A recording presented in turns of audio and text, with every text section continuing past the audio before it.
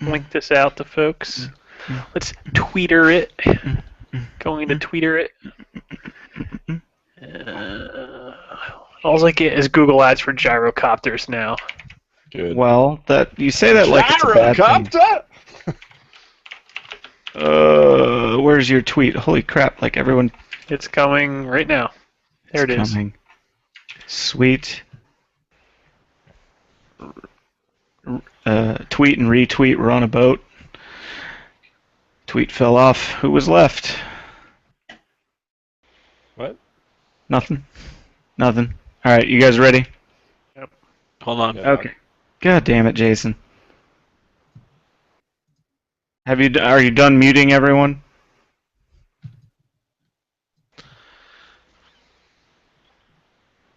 Let me do my save. All right, the second one is basically about putting co-op campaign in a game, and specifically he's talking about Far Cry 4, how they have like the demo mode, but so you can go and run around with your friend or whatever, but you can't do the main missions. All right, put that in the chat so we remember, or in the show notes. Or somewhere. Voicemail. Cool. First one about remakes / re-releases. We'll let people catch up to the tweets. Second one about co-op. We are broadcasting. I know. I'm just giving him a second to finish typing. Oh, I forgot. I've been getting hardcore mood here. Oh man, look Where at are those my hot gunners? gunners. I'm ready. You look like a shitty Shadowrun card from the old TCG. I look ready you for. You gonna be a fucking decker, Nick? I look ready for esports. You gonna jump into cyberspace? Got Play, my esports. You gonna play some Astros, Gunnars. Gunnars. All right. All right. I'm gonna count this down. Y'all All right. motherfuckers better be ready. You count. You count like you know how to count. All right.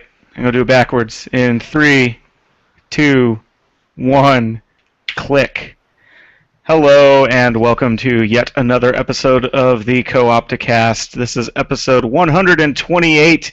It is July 28th, 2014. We have not done one of these in about a month, but hopefully you have been enjoying all the glorious streaming of games such as Spin Tires that we Go watch it again. Go watch it right now and then come back to this.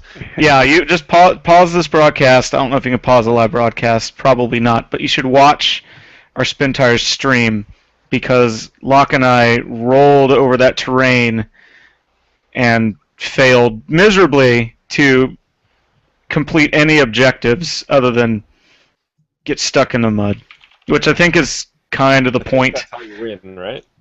Yeah, but we praised glorious Mother Russia. Had the Red Army Choir providing us the soundtrack. It was That's the only great. true soundtrack to that game.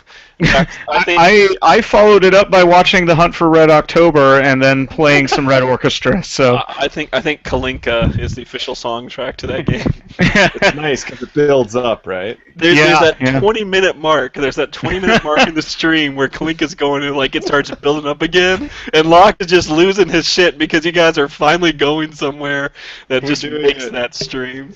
It's pretty good. That game's really unique and it has co-op. So go make your cars hump each other and start flying, and then get stuck in the mud. So it's been a while. We've probably all been playing most of the same games, but let's talk about that anyway. So let's.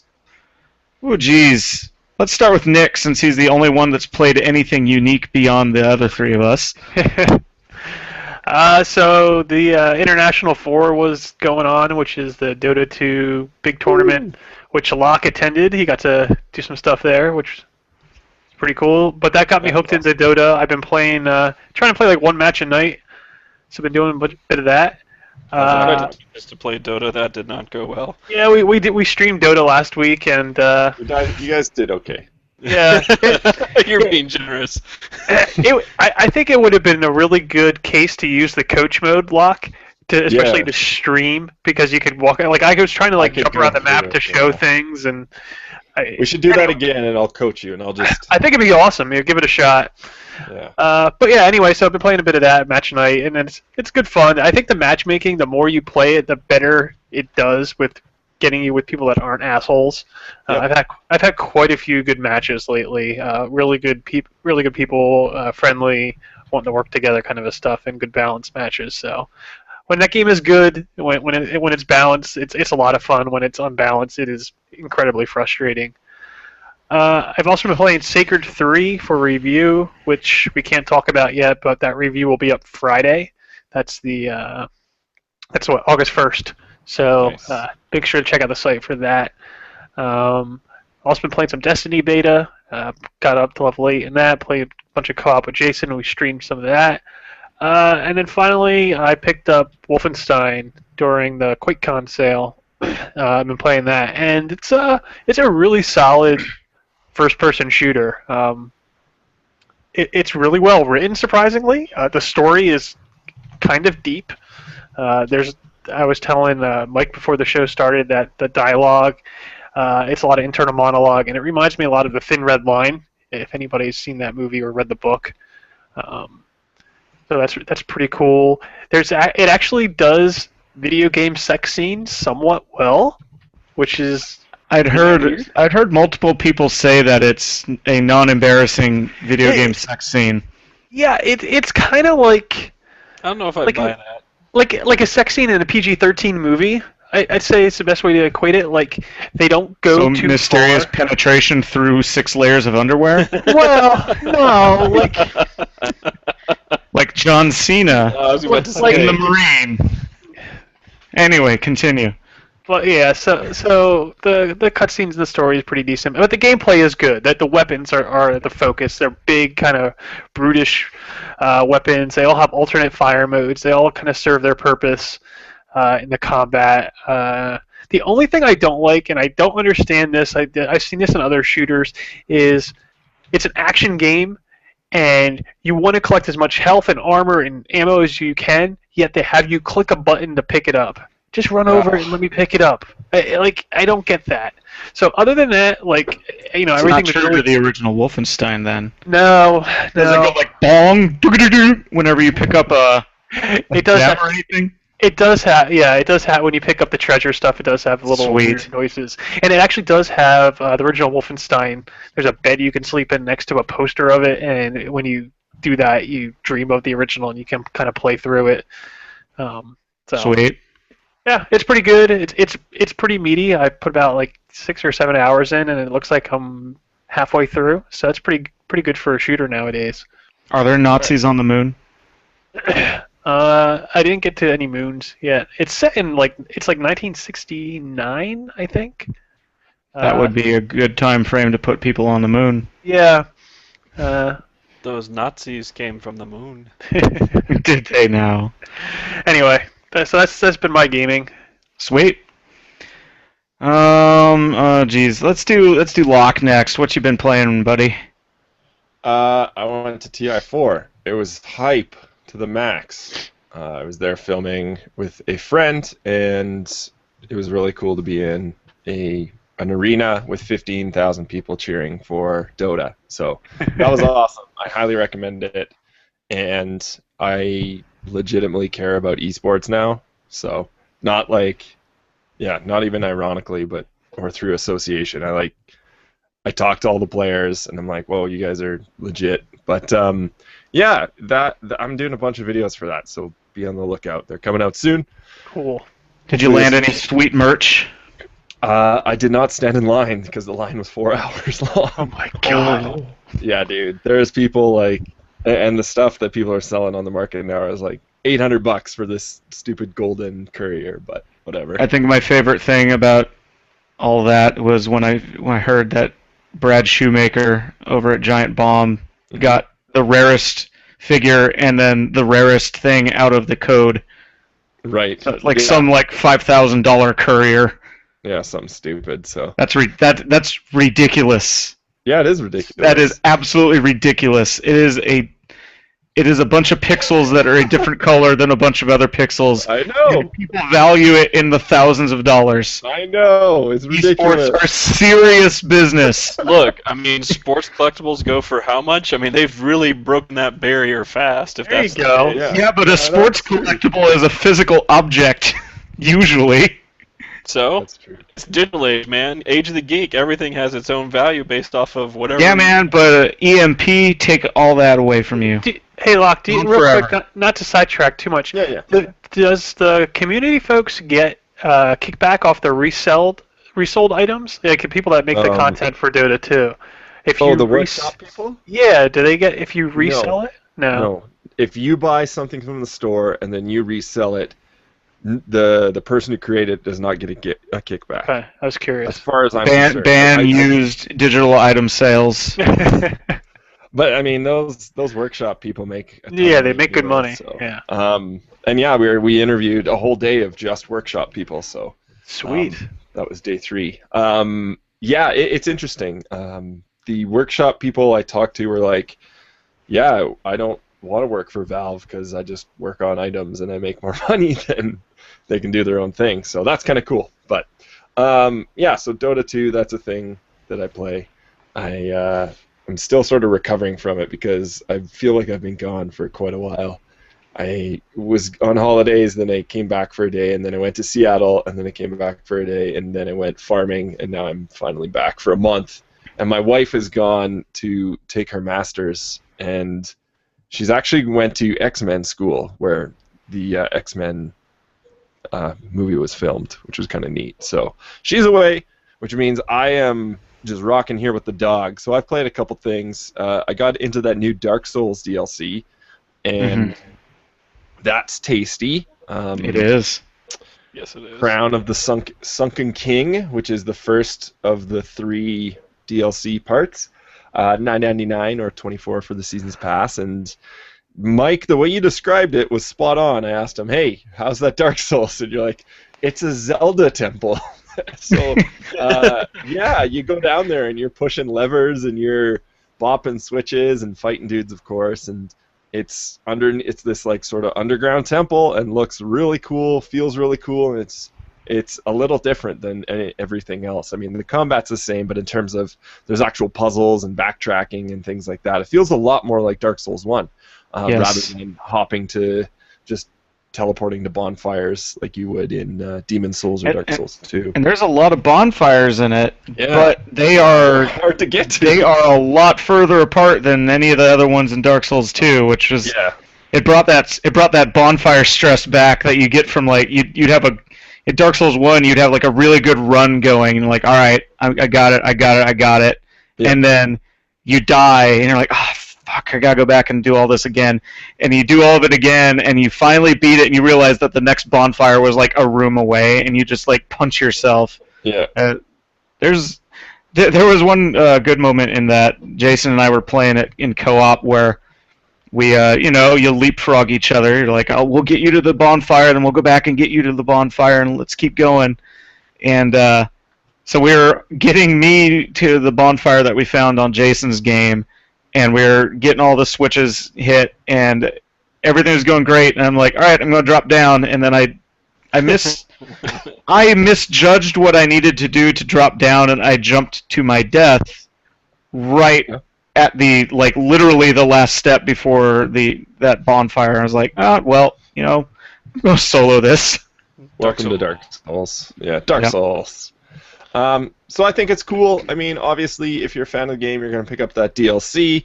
I think it's I'm excited to play through it again. I've only played to the first bonfire, which took me an hour to do in there. So I would say it's more worth paying for than the Artorias DLC was. Right. Yes. In Dark Souls 1, it's less expensive. B, it's actually more content than that entire DLC. Yeah. And you're getting 3 packs. Like just this first pack is more content than the only pack for Dark Souls 1. So. And it's cool too because the game is patched and you go into it and you can actually go to where the first DLC is, but you can't enter. There's a door that you can't enter unless you have purchased the DLC, which I thought was a nice little tease. Other than that, I've been playing Curse of, how do I say this? Naxxramas? No, you got it. You were perfect on. Yes.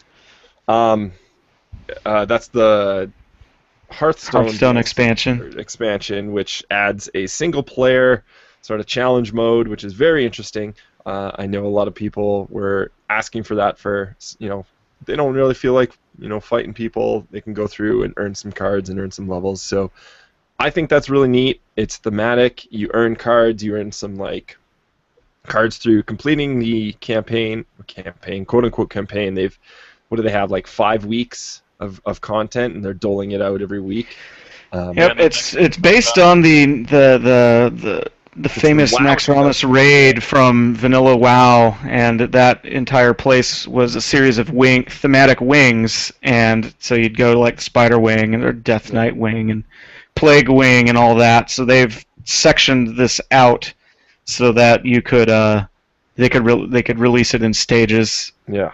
Which is actually kind of mirrors how raid progression works. No, that's interesting. It's basically a WoW raid, but in card form. So the first one they have out is the Arachnid Quarter. You have 3 different bosses. I don't know any of them because I didn't do that raid. I didn't play WoW. They are the first. They are releasing them in the order you would fight those bosses. Perfect. Yeah. Perfect. And you actually sort of have to build specific decks for each boss, which I found interesting. It makes you think and play differently. So that's kind of fun. There's a class challenge which forces you to use a preset deck. That's more of a scenario, sort of set piece scenario that you have to go through.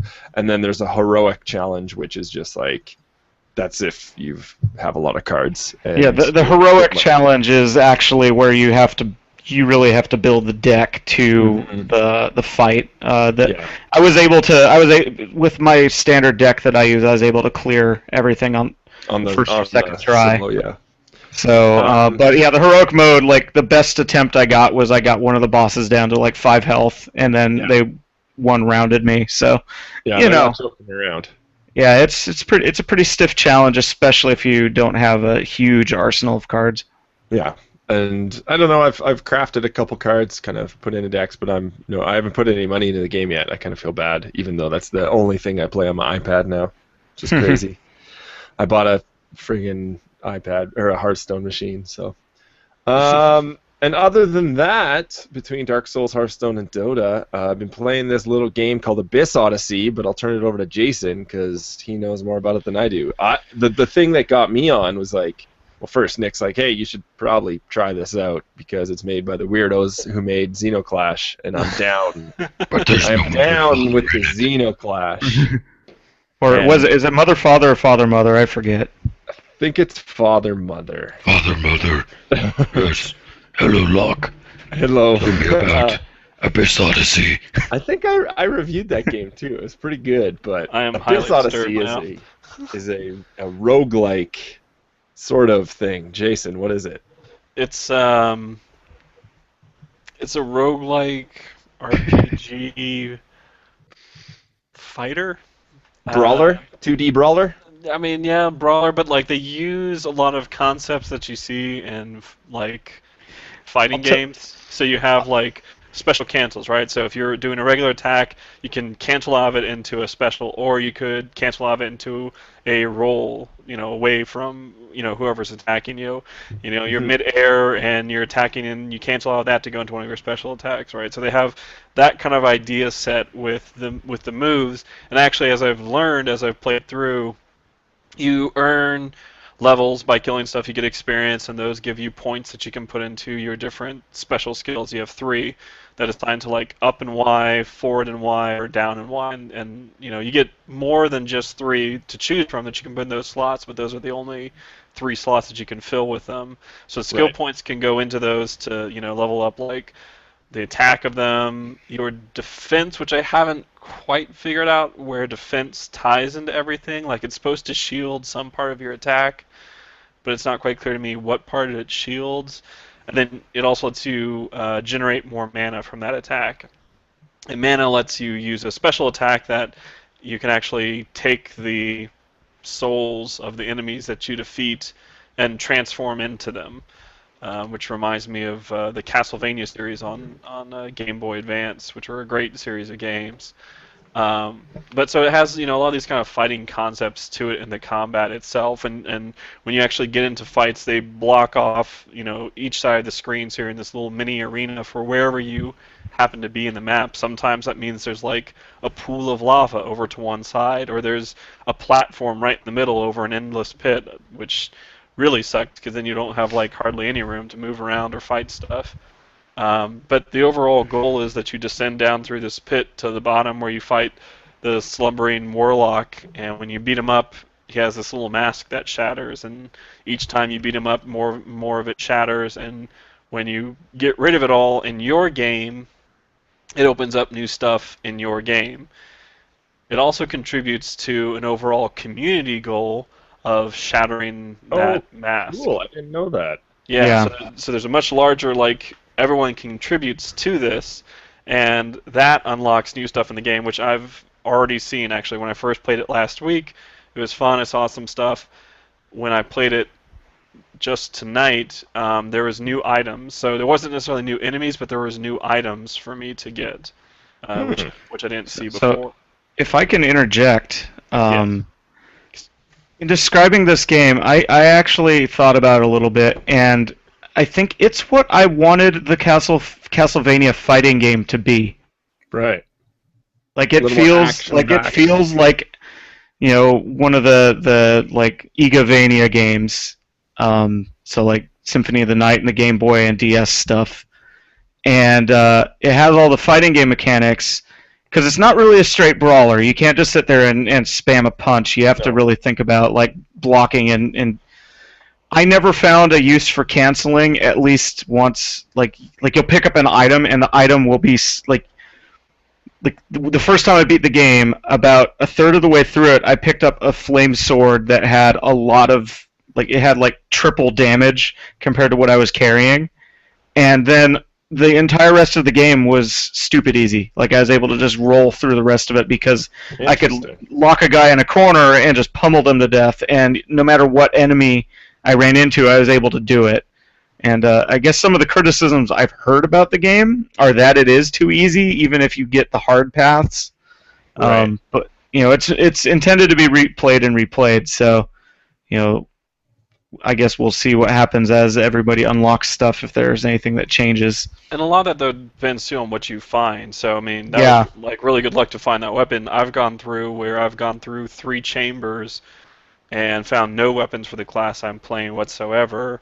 And, the base weapon, will get you through up until a certain point, but then you hit your first hard level with the base weapon, and you start to feel it. And I mean, it's good. I mean, you can still make it through. So if your main character that you're playing as, they have the Katrine, they have Ghost Monk. Ghost Monk. Which, yes. I mean, why do you need anything else? The guy's you don't. Ghost Monk. And then they have Pinkoya, who I just unlocked. Who you have to unlock by paying for, basically. Not real money, but in-game money you have to unlock. So they have those 3 characters, and if one of them dies, you instantly spawn as a soldier, who then has to get to the next altar in order to, Yeah, that's an interesting mechanic. That plus the fact that you have the monsters that you can transform into basically give you 3 lives. So, if you transform into the monster, burn through that, you go back to your main character. If you die as the main character, you go to the soldier. So it's you have 3 characters to use to be able to get through, everything, which is, fairly generous, I'd say, for a roguelike game. But it is a lot of fun. The biggest downside to co-op that they patched in, I think last week, was friendly fire. So you beat up on your co-op partner, and these are really small areas usually that you fight in, and it makes it tough not to hit them. And because it's not like you can say, okay, well, I'll just take the left-hand screen, you take the right-hand screen. Usually enemies just come from one side, or if they do come from both sides, it's one guy gets 1 while another guy gets 2 or 3. And so it makes it tough to manage sometimes because those monsters aren't just going to sit on the other side of the screen. They're going to start moving around. So inevitably you're going to hit your partner. Now they did enable it so you can turn that off, but here's the deal. If you turn it off, you no longer contribute to the community goal. Now I don't know if that means coming back the other way so that community goals that have unlocked go into your game. That's not really stated. It's not really clear either, since some of the community rewards aren't, easy. Oh, it's not like you go, oh, that's comes from because, you beat up on the warlock a lot. But at the very least, if you turn off friendly fire, you cannot contribute. So basically, you're just kind of playing in your own little game with your friend. So. Yeah, it's an interesting game. It's like $10, and I think it's well worth checking out. It's a unique blend of a bunch of different genres, and it definitely, can someone remind me who the developer is? Ace Team. Ace Team, thank you. Yeah, it's got that Ace Team charm, which I enjoy. Some people think it's whack, but whatever. It's actually based entirely in Chilean folklore, I guess. Yeah, it's amazing. Yeah. And there's a red skeleton dude with a guitar. There is. Yeah. What else do you need? And there's another, like devil with a violin. That guy's, pretty cool. That makes sense. Yeah, and then there's, a monster that has a giant beak and attacks by kicking things. I'm down with, that South American folklore. Guacamelee, right in my wheelhouse. Yeah, it's I actually think it's really cool that they have all of that. Like, it's an interesting perspective that you don't normally get in games, like Western games in general. It's either fantasy or military man shooting. So I'll wrap this section up by saying that I too played Dark Souls 2's DLC. It's great. It'll actually be. I'm actually not looking forward to going back to the regular portion of the game because Dark Souls 2 is super linear, and the DLC is totally not. And that's part of what I really loved about Demon Souls and Dark Souls is just like the crazy level design, just working out, like just seeing how everything worked. And that was mostly Dark Souls, but in Demon Souls, you could go basically wherever right from the get-go. So this is pretty sweet. Played a lot of Hearthstone, got some ranked play, stomped some fools. I'm currently on a 7-game winning streak. Nice. And gonna get my card back reward for this season. And I also played Abyss Odyssey, Destiny, and Strider. And I didn't like Strider. Jason did. We can argue about that later. So let's move on to the news because there's some interesting stuff that got announced in the past few days. So Nick, why don't you kick us off? Tell us about what Gearbox is up to. Yeah, there was a day. It was either last week or the week before where a whole bunch of people were like, "Let's announce games," and Gearbox did, and Cliffy B announced his next thing, and there was one other one. There was like 3 games in like a matter of like an hour that were announced. But yeah, Gearbox announced a new game called Battleborn. And they showed off a teaser video for it, and everyone called it a MOBA right away, but it looks like it's going to be, well, let me quote Randy Pitchford. This is the best tweet I've ever seen. When describing the game, FPS, hobby grade, co-op campaign, genre blended, multi-mode competitive, esports, meta growth, choice plus epic Battleborn heroes. So hobby grade meaning that it's like what an HO scale train converted into a co-op. I don't know what the heck. Hobby grade is for like people who build RC cars and shit. Yeah, like I don't know what that means, but I'm intrigued. I've been reading some of the Game Informer stuff on it, and it's still they basically only showed the game's competitive mode, which is very much like a traditional MOBA. So what, it's like it's a 5-on-5. Super Monday Night Combat, maybe? Yeah, kind of MOBA-ish. Yeah, I think that's more akin to what it's close to. The style of the game is really exaggerated, and the characters are kind of not set in any one realm. I guess the best way to describe it, like you've kind of got like more traditional fantasy characters. You've got steampunk characters. You've got like supersized muscle men characters. I do like the robot with the top hat. Yeah, he's a pretty cool design. So, yeah, and there's even like a little anime-inspired Japanese girl. Like it's just really like random. It looks like they're just having a lot of fun with it. So this is their next gen shooter. They are calling it a shooter at its core. It's planned for 2015, and it'll be Xbox One, PS4, and PC. So that'll be one to keep an eye out for. But the full game will have a 5-player co-op campaign. There's a story. It is story-based. And it says it'll meld elements from the game's competitive mode as well as some other stuff. So that looks pretty interesting. We'll see what they do. At least it's something. Good stuff. Yeah, new and fresh, and I just like that's new IP. yeah. So. Yeah. So speaking of random co-op things, Bayonetta 2 is going to have co-op, except it's kind of like you're co-oping through Bayonetta levels, but the two players are betting against each other against what kind of skill they're like, how well they're going to do. Like, I'm going to beat more enemies than you, so I'm going to wager more of my in-game currency on my skill. More hair from my outfit and be more naked than you through 3/4 of this level. Yeah, it's still bizarre that game is a Wii U exclusive.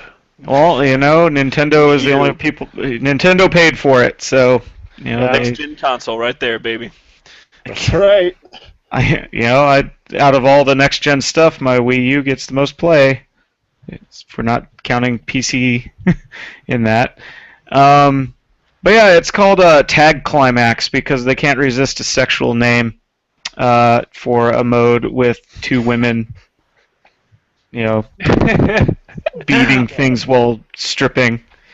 But yeah, so I actually, despite its crazy weirdness and all of the discussion surrounding it, I thought Bayonetta, the first one, was a really fantastic character action brawler, or whatever the hell we call those games now.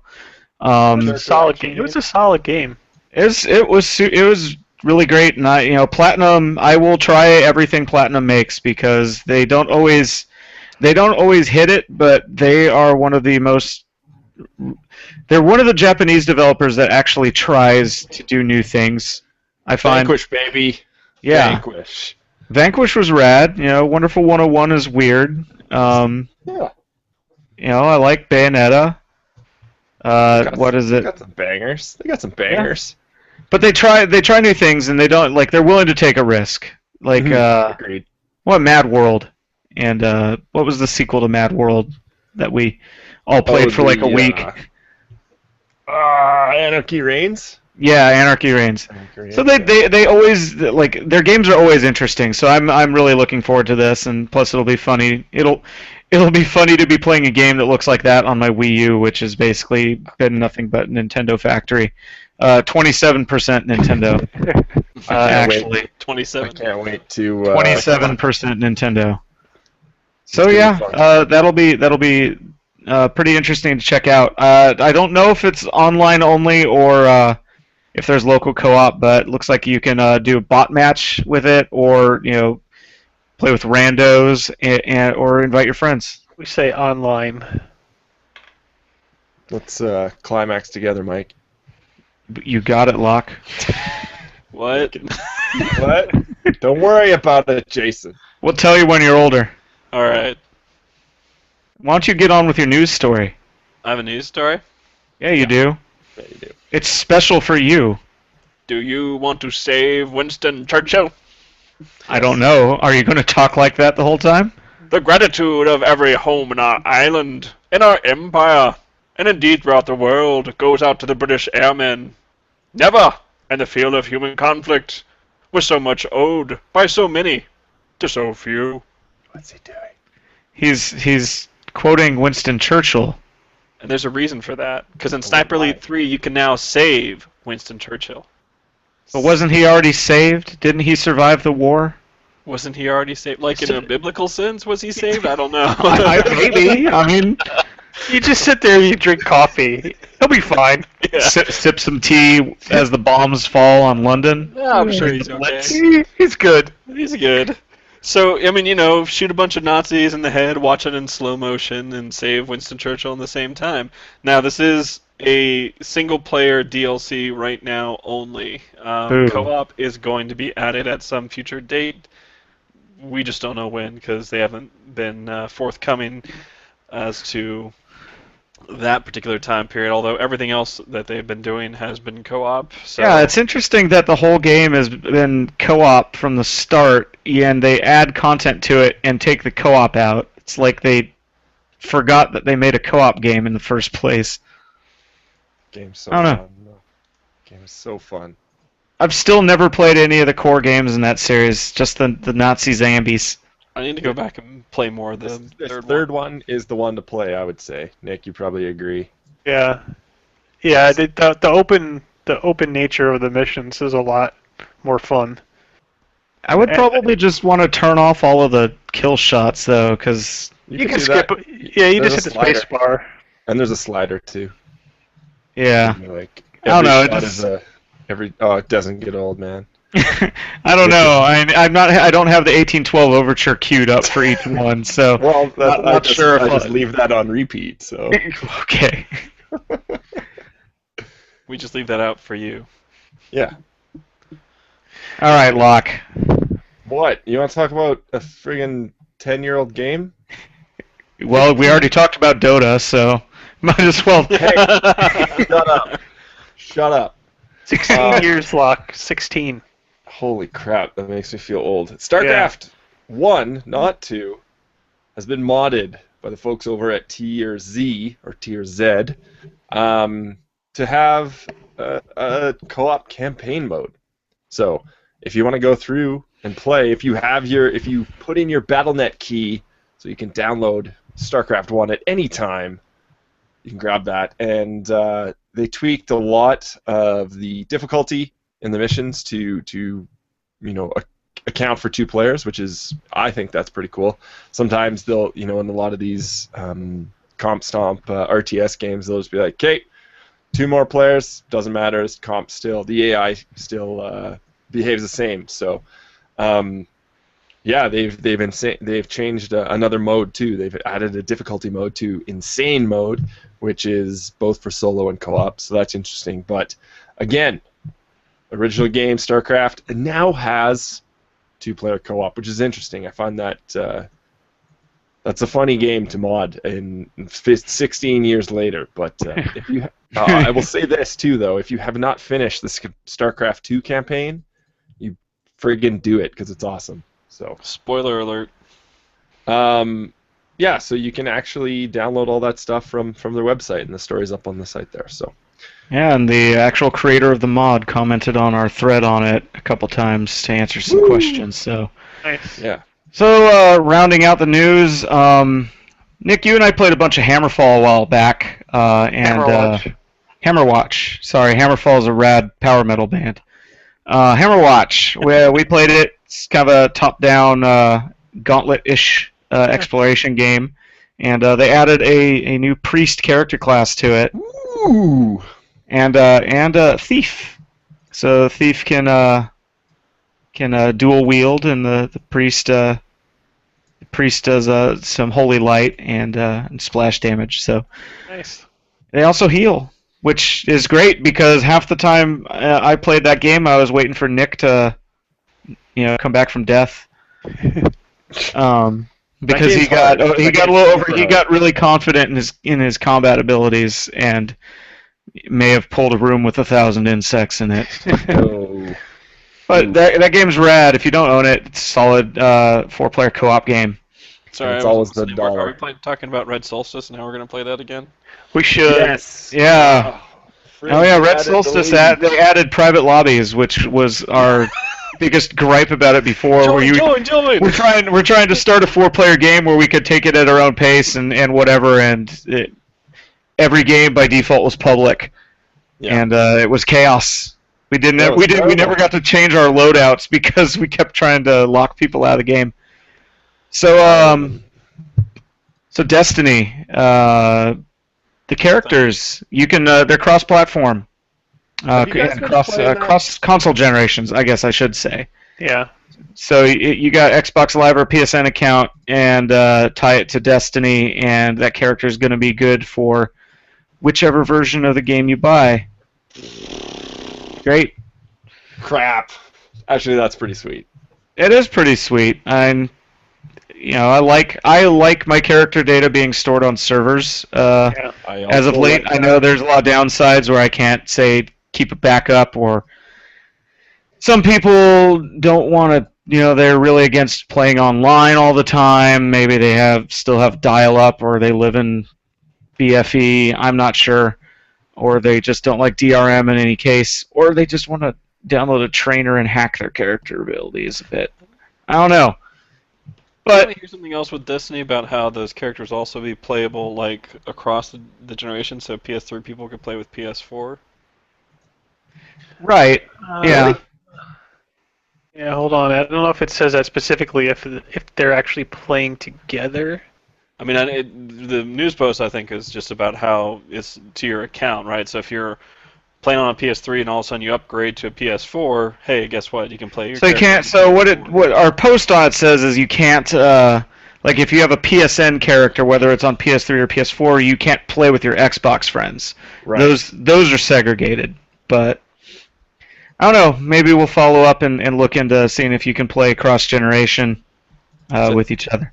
Thought I heard something, or maybe Nick, that's what you were talking about when we were talking that one time. I thought you were saying that they could play cross generation, but maybe I just misunderstood. You sit on a throne of lies, sir. I don't know. Nick can look that up, and I can tell you about a co-op game that got a release date. Which one? Lara Croft and the Temple of Osiris. I was a really damn big fan of Guardian of Light. Believe we gave it the downloadable co-op game of the year for our awards that year, and it is going to be coming out real late. It's got a December 9th release date, but it's like I'm looking forward to that. I really enjoyed that first game. It was surprisingly good. It was great, and one of the best game engines ever created, I believe. Oh, that's I think that is the perfect action RPG engine, and I would like throw that. You could throw that on almost any sort of tabletop RPG and make it work. Like as soon as I finished that game, or as soon as I played that game, I guess I was like, "Holy crap! I want to play Shadowrun with these pieces, with these parts." So that's my little tidbit. Okay. All right, so that wraps up the news, and now we're gonna have kind of an intervention here. Locke, Jason, and I are going to tell Nick why he's a moron for hating Nintendo games, I don't know Wii U. I mean, and how the Wii U is the true next-gen platform of choice. Which it's actually not called the next gen. He calls it current gen. Whatever. Currently available console that is of a newer vintage than the Wii 360 or PS3. Right. In that case, the PS Vita, because it can play all those rad indie games on the go. Anyway, we're not really going to talk about that. I think the Wii U is rad, and Mark actually wrote a pretty awesome article about the co-op experiences on the Wii U and what you can get out of it. But we're going to beat a bit of a dead horse here and talk about Destiny, because the beta just ended yesterday, and I think most of us played a fair bit of it between the alpha and the beta. So, what do we all think about it? Nick, you played it at E3, and Locke, you too, right? Yeah, that's the only time I've played it. So. Okay, so Nick, has anything appreciably changed since E3? Yeah, and actually, Jason and I, when we played some of the beta the other night. We noted that even since the alpha, which I think the alpha was essentially what was at E3, everything kind of got refined. There's some mechanical the graphics stuff. Definitely jumped up. Yeah, I mean there's just overall coat of polish, but the shooting mechanics just felt like they had a little more oomph to them, like the feedback on hitting guys and stuff. what else do we say? Well, obviously, the big thing, the thing everyone was talking about was the audio from your AI guy. They got a little filter on it, and they cut. They took away the best line of dialogue in The moon? recent the gaming wizard from the history. moon Go to the thing. moon? Yeah. But it was more or less the same content that was in the beta. With I think there was 2 extra missions, or in the alpha. I'm sorry. There was the Crucible in the alpha. I don't think it was. Crucible was in the alpha. It was? You had the Strike, you had the Dark Within, and then you had Explore. And then Yeah. they added 3 story missions around that. And this past weekend they did the special event where you could go to the moon. Oh, I missed that. Did you find the wizard? I unfortunately missed it too because we had company, and like I had just logged on and in time to see, oh, you can go to the moon, and then they arrived. I was like, oh, moon wizard.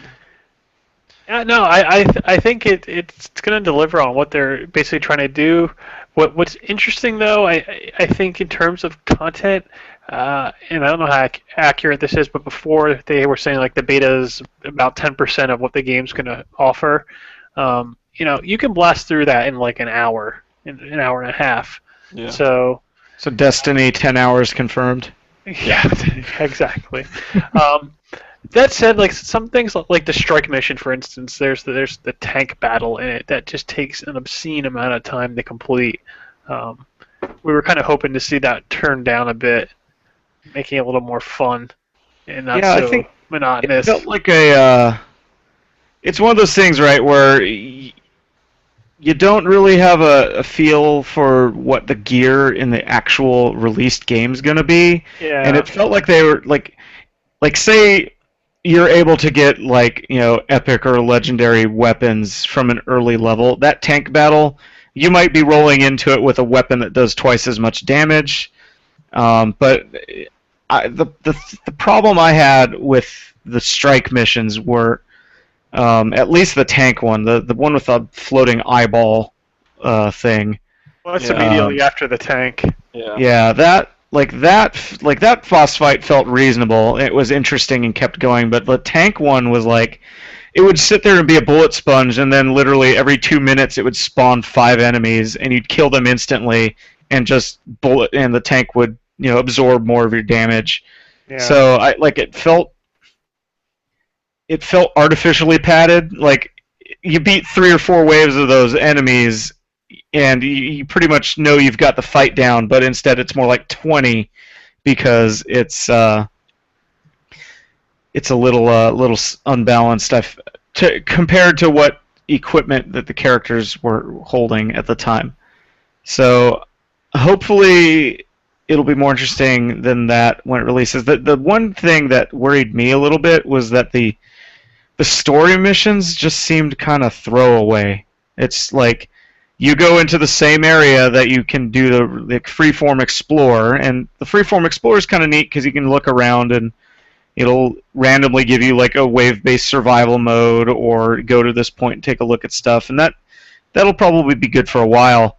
But really, it's like the story missions didn't have anything that felt like, say, like a Halo game where you'd like roll through and you'd come out of the jungle or whatever, and then there'd be a giant fucking Covenant ship flying overhead, dropping dudes off, and everyone's reacting to it. And this was really like robot Peter Dinklage saying, "Oh, well, there's some guys. Let's go shoot them." And that, then you beat like the one named enemy in the level, and then all of a sudden it ends. And if that's what the story mode's going to be like, I'm a little bit worried. So hopefully it's a little bit more dynamic than that in terms of the storytelling.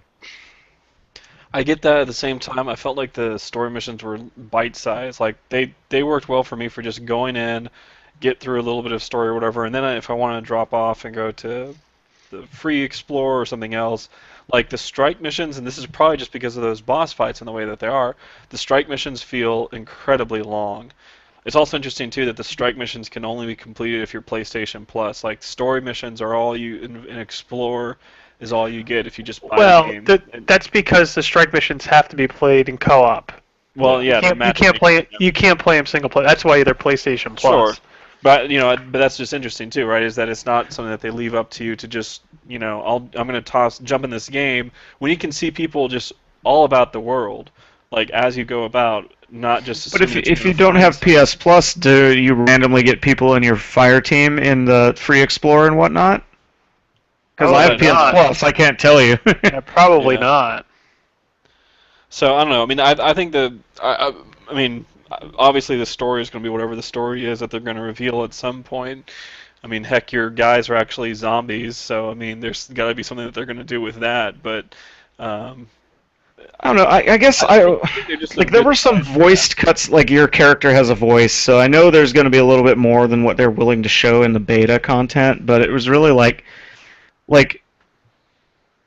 Bungie's cutscenes didn't always have the best writing, and a lot of their lines felt flat, but it seemed like they were trying to make something really cinematic and cool. Like, I remember being...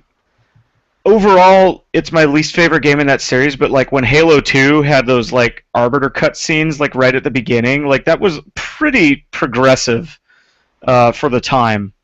And it doesn't feel like any of the stuff that they've shown so far in Destiny feels even up to that level. So it makes me a little bit worried because I've enjoyed all the weird lore and mythos that they put into Bungie puts in their games. So the Bungie fan in me is a little bit worried. I think the game plays like the shooting is great. I'm glad that the PS4 has a controller that's actually usable for first-person games now because it's super enjoyable. And it feels like the combat feels mostly as good as any Halo game I've played. The default difficulty is a little too easy, and like if you set it to what did they call the hero mode or whatever, legend mode? I don't remember, but you could replay a mission in a harder difficulty, and it would sit there and be like, "Yo, your gear's gonna suck now," and it would flat out tell you your gear is at 46%. Effectiveness for the duration of this mission, which could lend a little bit of replayability in the challenge. But I don't know. Like I'm definitely going to play it, but I'm a little worried. Like I'm not Justin, where I'm like this game is bullshit, but I'm not quite as hyped for it as I was before I played the beta. And he only played the multiplayer stuff. He didn't play any of the core game mode. So. And he didn't know Mad Max was a movie, so I mean, this is the type of opinion that we're questioning right now.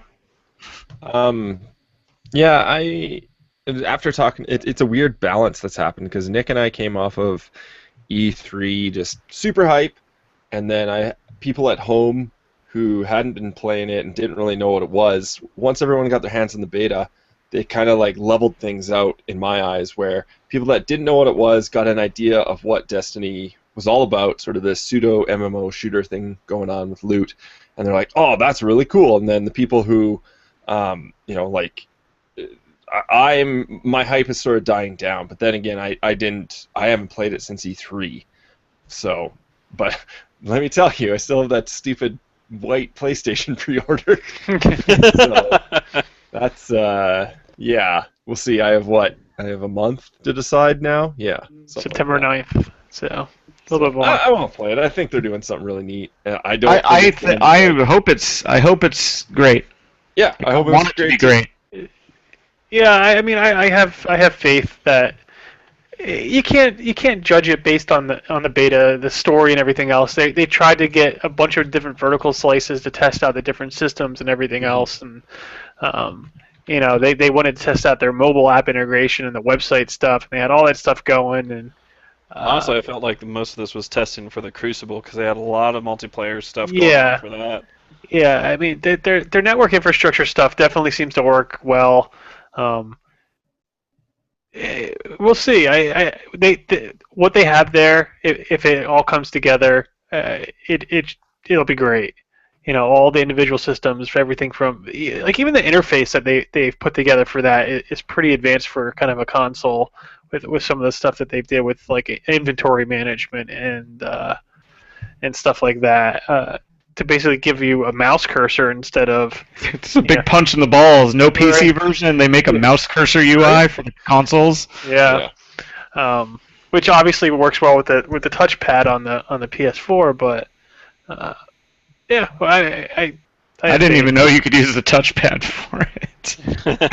I was using the right stick or whatever. Yeah, so that's Destiny.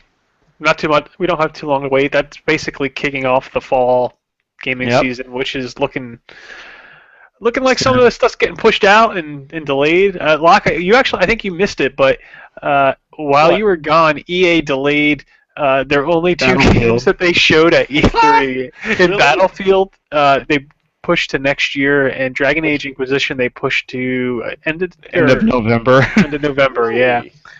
Yeah, so basically what they showed at E3 was their sports games, which I find interesting. So they were really underprepared. I'm really looking forward to FIFA. I am too. Yeah. Wait, those sick 11-man celebrations that they're adding. Great. That's what they're working on. Great. But okay, well that's a thing. That's interesting. I just not to go too off topic. No, I didn't hear that. I've been so out of the loop. All I can remember is that there's $11 million on the line for some tournament. So let's we got a couple voicemails. I think from our friend Roy in Philly. Yeah. But he sent us a couple that sounded good, but I think we're only going to talk about one of them today because we're running a little long. We'll hit one real quick because he asked if we're still playing Titanfall. The answer is no, except for Justin. Justin plays Titanfall apparently every day. Yeah, he Justin really loves Titanfall. Titans and everything. He even shows it to his girlfriend, and apparently. She doesn't care. He's trying to impress her with his Titanfall skills, and it's not working. So, well, maybe she's got a good head on her shoulders. Titanfall's a great game, but it ran its course for me personally really quickly. Yeah, I think they missed the boat with a lot of stuff with Titanfall in terms of building a sustainable replayability. How's that? Those some buzzwords. Exactly what it is. It's that thing that it was fun for that short time with it. It was basically fun for the beta, and the full version was you got a little bit more of that, but the maps in it weren't enough to keep it fresh. And I know they tried to add. I guess they added. What was the big thing that they made? Because you couldn't get certain items unless you played the campaign, so they had to change that around because nobody was. Yeah, because no one was playing the campaign. So, anyway. So we're going to talk about actually his first email is asking us about HD remakes and re-releases. I'll tell you what I would pay good American dollars for is if someone would make a co-op HD remake of Secret of Mana, and it didn't suck because every game in that series since Second Densetsu 3 has been bullshit. So I don't feel like they could make a new one that was any good. But if someone could bring back the magic of Secret of Mana or Second Densetsu 3 and modernize it and stick it on one of the new consoles, I would buy the crap out of it. But it's not happening. I actually just requested an HD remake today in a news article. 50 Cent Blood in the Sand? No. That would be a good one. An indie game that had called out Smash TV as being its inspiration. I said, I'm still waiting for an HD remake of Smash TV. That would be excellent. Yeah, someone make that, damn it. So the second voicemail he left was actually thinking about it's kind of beating a dead horse from early on in the site because one of the core arguments that happened way back, actually probably in the early days of the podcast, was when Infinity Ward would exclude co-op from their campaign in Call of Duty, citing story concerns, and Treyarch would be like, fuck it, here's some co-op. And there was kind of a split in the site because Infinity Ward, at least at that time, made in my eyes, the much better campaigns than Treyarch did. Better because you hear that accent come out in Mike's voice. The much better.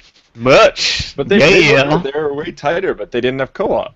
Yeah, they didn't. So, but they would always cite we want to make sure that all the events and everything trigger for the right time, and the camera we can control one player, but two. I mean, they'd have to warp around, and what if there's two, Captain Prices or what? They'd cite all these reasons, and we would say that's horse shit. Look at how Halo does it. We put 4 fucking Master Chiefs in there. No one cares. Cognitive dissonance out your ears. But Halo is a supreme co-op game. So personally, I feel like you could do, like, for the same reason you could exclude co-op for a story reason, you could do something really cool for a co-op experience. Like, you could have a game where 2 players are playing the game together, in co-op the entire way, and then literally, like, one of the players can permanently die by reasoning of the story, and then the other player would have to go on and finish the game alone.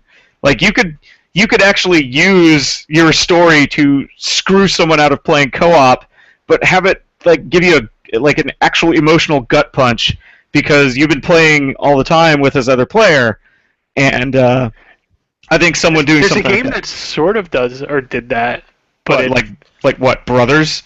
Dark Souls. Gears 3. Well, yeah, I guess yeah. I mean, kind of, right? Yeah, but Not to do spoilers, but Spoilers. it's like, okay, yeah, massive I know what you're spoilers. getting at. You're saying, like, the other player literally cannot play the game anymore, and only the one player. It's literally like take, if you've ever, like, this is spoilers, but if you've ever played Brothers Two Sons, like, the thing that happens at the end of that game where instead of controlling 2 dudes, you're controlling 1, like something like that, but in a game with actual co-op would be super rad, I think. I agree, and there's been Maybe gimmicky, but like I can't name off the top of my head a game that's done that. I think that's where you're going to see a lot of indie games push forward with these ideas because people feel like within that market it's allowed creativity versus what you see a lot of times from AAA, although that's changing all the time too because AAA, I mean, the definition between AAA and indie is vanishing real quickly. I mean, you're getting to the point where you just have developers, period. But I think, we're starting to see more and more of people playing with different concepts and different ideas for what you can do for games. And yeah, I think you're right, Mike. I think it would be cool to see someone play with ideas and concepts for co-op campaigns. There was an idea actually I had at one point of something to do that I think would be really interesting of choices that people make, throughout games, moral choices, but it's split between the 2 characters, and depending on which they choose, the characters could eventually go off on individual missions before they meet back up. So basically, co-op gods will be watching.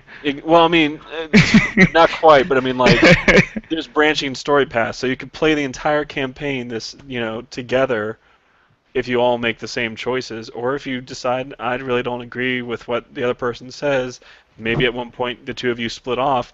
You can't communicate, you can't, progress cooperatively until each one of you finishes your own separate story missions, and then you come back together again. I think there's some really interesting things there that people battle to the death. Maybe. So to bring it back, at the core concept, I feel like any developer is certainly within their right to say that their story is only good for a single agent of change. But I think that most gamers will take fun over immersion in a game like that. Like, again, Halo. Mm-hmm. What do they do in Halo? They put, until Halo 3, it was 4 Master Chiefs running around. Just 4 Spartans. There's only one Master Chief, but in co-op there's 4 of you, and no one says anything about it. And so maybe they're your imaginary invisible friends that only you can see. But it doesn't actually impact the story at the slightest to have extra players there. I think the thing is people play co-op stuff for the fun. They generally aren't playing it for the story and the immersion. The same person that's sitting there playing a RPG or an adventure game like Uncharted or something like that, where they're really invested in the story. And I think for most co-op folks, it's fun first. It just makes sense. You know, games should have been co-op. I'm not going to call out Divinity Original Sin as that. In many ways, I feel like Divinity Original Sin is a terrible co-op mode because you can't just go in and have fun. Like, you have to immerse yourself with your co-op partner in that game. Like, the two of you have to become vested in the entire thing because you're controlling characters, you're role-playing. I don't know Jason, about that. Jason, I disagree. But yeah, rock, paper, scissors. But at the same time, it's a great co-op mode because of that. It's a split for me. Like, I had a ton of fun just jumping in for that, like, 40 minutes that I played with you, and I had no idea what was going on. Yeah. But My favorite part was real quick. And, yeah, but I mean, like, that's also like taking you on a tour. Like, I didn't have you go through, hey, we're gonna run over here and interview this suspect to this murder mystery and run over here. Like, I mean, there's a lot to that game where it's immersive, and it's great. Like, as an immersive experience, that's the kind of game it's intended to be. But I think for the fact that you have games like those for people who really want to do that, for the most part, you're right. People just want to hop in and have fun together. They don't care that much about the story. Locke, you're really quiet. Enjoy. Hi. What are your thoughts? For me, I don't know. I play for a lot of reasons. I mean, look at a game like. Well, I don't know. Look at Dark Souls. That game. Would you say Dark Souls has a story? I would say it has a backstory. A backstory, but at the same time, it's like, I don't know. I play that game for both the story and the mechanics, but I would say a lot of people would look at Dark Souls and say, the story's kind of weak, but I don't know. There's a lot of lore that you can lose yourself. Yeah, you have to into. dig it up, right? I think it's cool when stuff is revealed to you in sort of it doesn't like just hit you right in the face. I think there's a time and place for it, but I don't know why that is. It's intriguing when you sort of go through a game and you're just sort of not necessarily surprised, but you have those aha moments. And I like when it's like environmental storytelling, right? You play something like Super Metroid. Super Metroid has a story you can kind of piece together, but there's a beginning cutscene and ending cutscene. Yeah. Maybe a slightly better example might be Metroid Prime, since the story is optional in that game. You roll through it, but you can sit there and like examine things and find bits of information. Yeah, and a lot of other games too, where you just sort of create your own story, I think are really fun. Like Far Cry, there's a story there, but and another one that I always kind of come back to and remind people of is a game like Left 4 Dead. Yes. Left 4 Dead doesn't have a story, but it's every individual scenario that you play with your friends. You are creating a story with your friends, and that's what you tell. It's like telling stories over a campfire. It's like, oh, remember when we threw that Molotov and it caught us all on fire, and then that tank messed us up, but then we got out alive? Like, that's another way to tell storytelling. I think that's cool, too. So, anyways.